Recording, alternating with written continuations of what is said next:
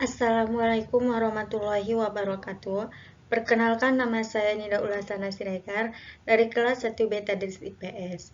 Kali ini saya membuat video untuk memenuhi tugas ujian akhir semester mata kuliah fikih dari Ibu Devi Arisanti MAG. Baiklah, kali ini saya akan menjelaskan tentang wudhu, tayamum, dan mandi. Yang pertama, arti wudhu.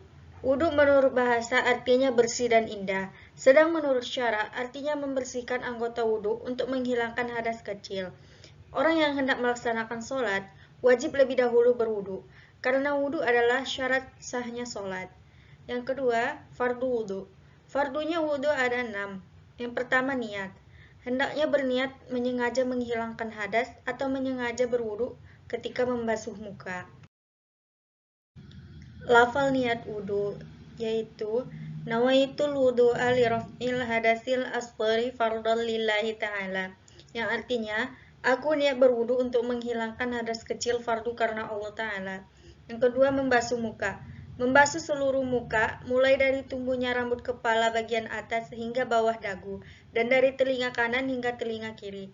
Yang ketiga, membasuh kedua tangan sampai siku-siku.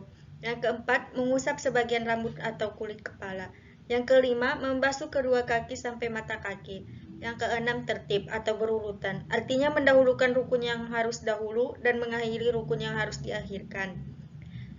Syarat-syarat wudhu. Syarat-syarat wudhu yaitu Islam, tamyiz, yakni dapat membedakan baik buruknya sesuatu pekerjaan, tidak berhadas besar, dengan air suci lagi mensucikan, tidak ada sesuatu yang menghalangi air sampai ke anggota wudhu, misalnya getah, cat, dan sebagainya, mengetahui mana yang wajib atau fardu dan mana yang sunnah.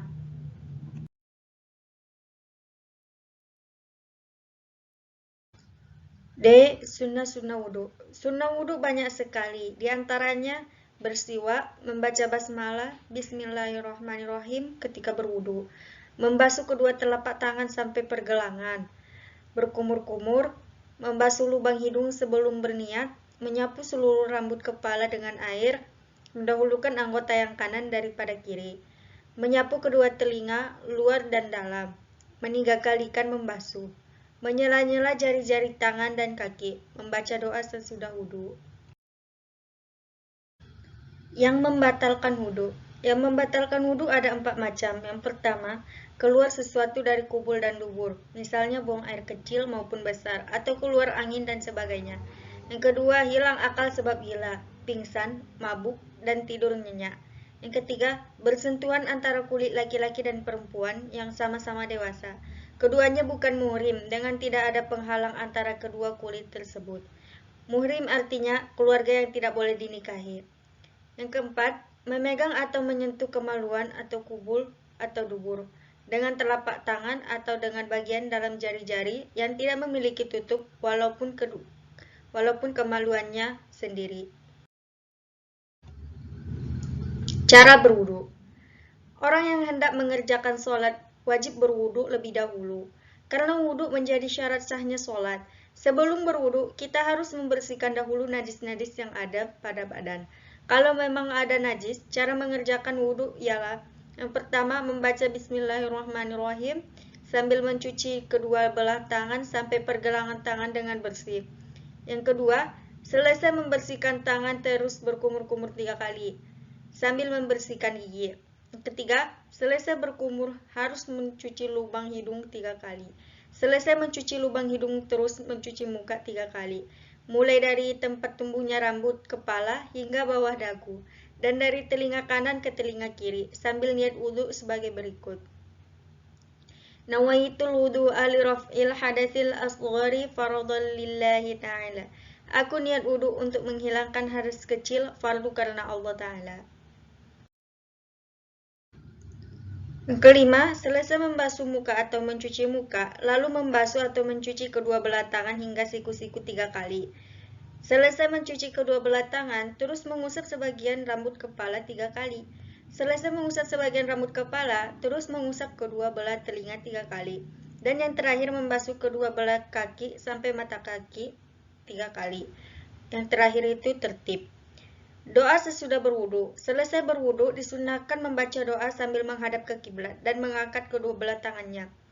Asyhadu an la ilaha illallah wahdahu la syarika lahu wa asyhadu anna Muhammadan abduhu wa rasuluhu. Allahumma ja'alni minat tawabina wa ja'alni minal mutatahhirina wa ja'alni min ibadikas salihin. Yang artinya, aku bersaksi bahwa tidak ada Tuhan selain Allah yang Maha Esa, tidak ada sekutu baginya, dan aku bersaksi bahwa Nabi Muhammad SAW adalah hamba dan utusannya.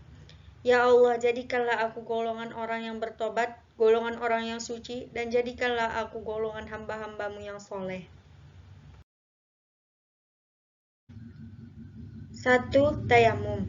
Arti tayamum. Tayamum ialah mengusap muka dan kedua belah tangan dengan debu yang suci.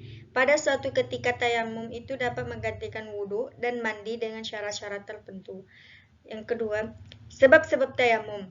Penyebab diperbolehkannya tayamum adalah karena tidak adanya air yang memenuhi syarat kesucian dan telah berusaha mencarinya tetapi tidak mendapatkan. Berhalangan menggunakan air, misalnya karena sakit yang apabila menggunakan air akan bertambah sakitnya. Adanya air diperlukan untuk yang lebih penting. Syarat-syarat tayamum. Menggunakan debu yang suci yang belum digunakan untuk bersuci dan tidak bercampur dengan sesuatu. Mengusap wajah dan kedua tangan.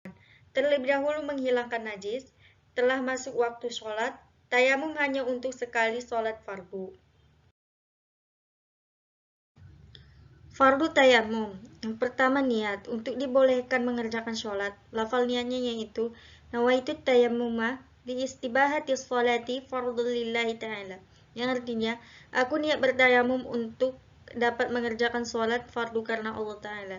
Yang kedua, memindahkan debu dari tempatnya ke wajah dan tangan. Mula-mula meletakkan dua belah tangan di atas debu untuk diusapkan ke muka. Yang ketiga, mengusap muka dengan debu dengan sekali usapan. Meletakkan kedua belah tangan di atas debu. Yang kedua, untuk diusapkan kedua tangan. Yang keempat, mengusap dua belah tangan hingga siku-siku dengan debu sekali usapan. Yang kelima, tertib atau berurutan, yaitu urut di antara kedua usapan tersebut, wajah dahulu kemudian tangan. Yang dimaksud dengan mengusap bukan sebagaimana menggunakan air dalam berwudu, tetapi cukup menyapukan saja dan bukan mengoles-oles sehingga rata seperti menggunakan air.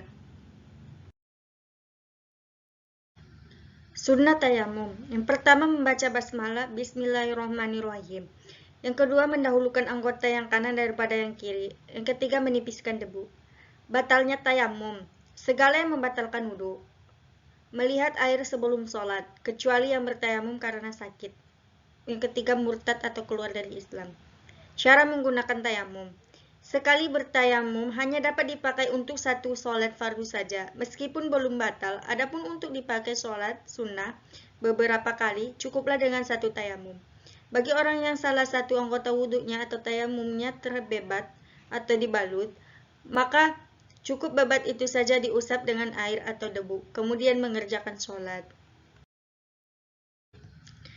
Mandi. Pengertian mandi. Sholat sebagaimana kita ketahui, sahnya juga suci dari hadas besar. Cara menghilangkan hadas besar dengan mandi wajib, yaitu membasuh seluruh tubuh, mulai dari puncak kepala hingga ujung kaki. Hal-hal yang mewajibkan mandi. Yang pertama, bertemunya dua khitan atau bersetubuh, baik keluar sperma ataupun tidak, baik dengan sadar ataupun tidak.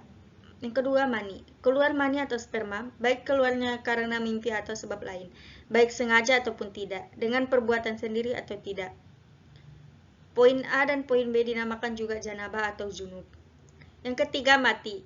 Dan matinya itu bukan mati syahid atau bayi yang mati karena keguguran dan tubuhnya belum berbentuk. Yang keempat, selesai nifas atau bersalin, setelah berhentinya darah yang keluar dari rahim sesudah melahirkan. Yang kelima, wilada atau setelah melahirkan.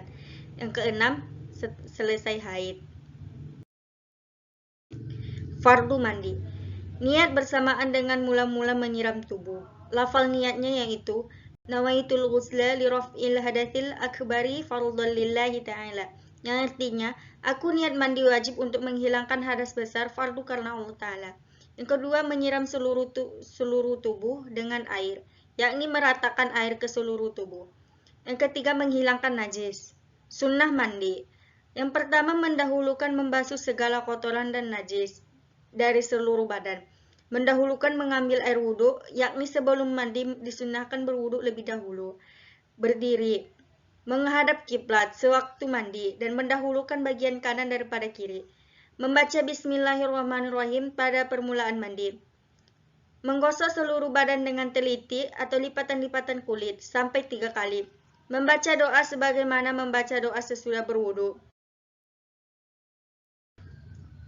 Larangan bagi orang yang sedang junub. Bagi mereka yang sedang berjunub, yakni mereka yang berhadas besar, tidak boleh melakukan hal-hal sebagai berikut. Masih melaksanakan sholat, melakukan tawaf di Baitullah, memegang kitab suci Al-Quran, membawa atau mengangkat kitab Al-Quran, membaca kitab suci Al-Quran, yang terakhir berdiam diri di masjid. Larangan bagi orang yang sedang haid. Mereka yang sedang haid selain dilarang melakukan larangan-larangan sebagaimana orang yang junub, juga dilarang bersenang-senang dengan apa yang ada di antara pusat dan lutut. Berpuasa, baik puasa fardu maupun puasa sunnah, ditalak atau dicerai. Lewat di dalam masjid apabila dikhawatirkan akan mengotorinya. Jika tidak, maka diperbolehkan.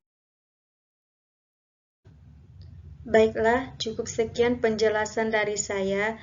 Mohon maaf jika masih ada kekurangan ataupun kesalahan dari penjelasan tersebut. Saya ucapkan terima kasih. Assalamualaikum warahmatullahi wabarakatuh.